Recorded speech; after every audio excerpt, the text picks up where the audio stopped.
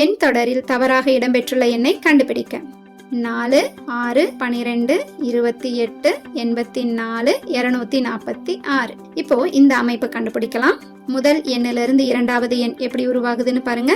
4 3ஆல பெருக்கி 6 கழிச்சிருங்க. 12 -6 6. இதே அமைப்பு அடுத்ததுக்கும் முயற்சி பண்ணுங்க. 6 3ஆல பெருக்கி மீண்டும் 6 கழிச்சிருங்க. 12.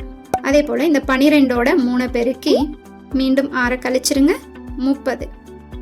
இப்போ இந்த 30ஓட 3 பெருக்கி 6 கழிச்சோன்னா 84. இந்த 84ஓட 3 பெருக்கி 6 கழிச்சோன்னா 246. எண் தொடர் சரியா அமைஞ்சிருக்கா? அப்படின்னா இங்கு 4ஆவதாக இடம்பெற்றிருக்க வேண்டிய எண் 30.